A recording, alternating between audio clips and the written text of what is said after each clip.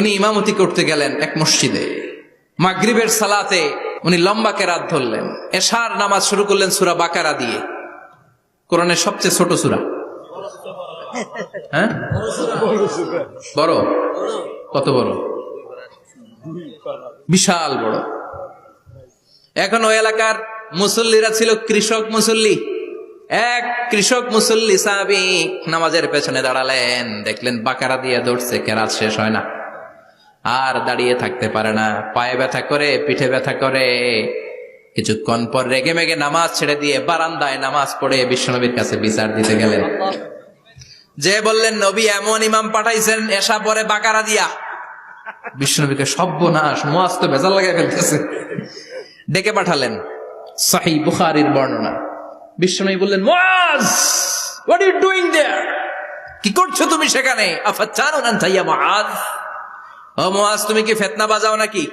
তুমি কি ফিতনা ছড়াচ্ছ নাকি?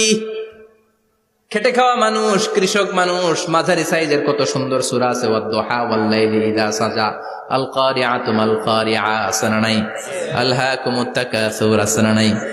এগুলো দিয়ে না পড়ে বড় বড় সূরাতুল্লাহ কেন্দ্রে মুআজ, আফাতানুন আনতা ইয়া মুআজ, তোমারে কি আমি অ্যাপয়েন্টমেন্ট দিছি তুমি ফিতনা বাজাবা? খবরদার মুআজ।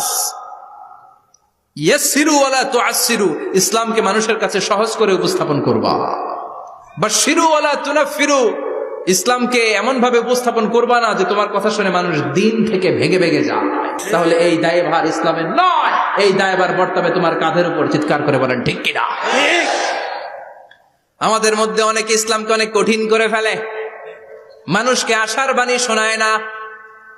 এমনি না পড়লে আপনার বাদ, আপনি বেদাত করছেন, আপনি শিরক করছেন, আপনার কিচ্ছু হবে না।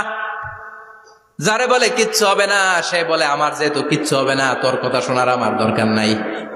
যে আমারে আশার বাণী শোনায় আমি তার কাছে যাই, ঠিক কিনা? এজন্য সহিহ ইসলাম আপনি প্রচার করবেন, but your approach should be very flexible. 100 বছর যেটা চালু আছে আপনি একদিনই উঠিয়ে দিতে পারবেন?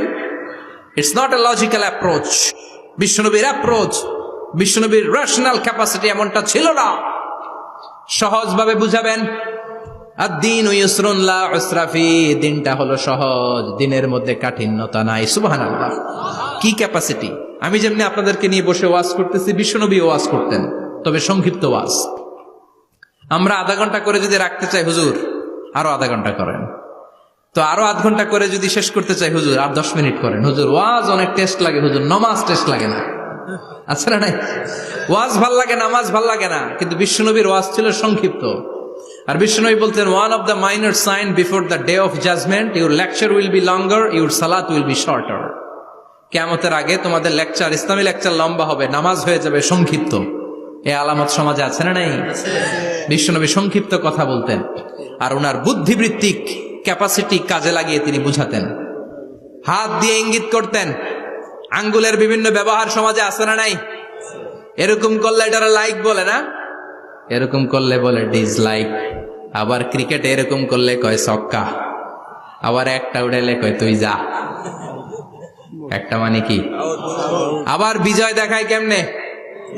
কথা কন, ভিক্টরি। আছে না নাই? বিশ্বনবীও এটাকে মডার্ন টিচিং মেথোডোলজি বলে। আধুনিক শিক্ষা পদ্ধতিতে এখন দেখবেন যে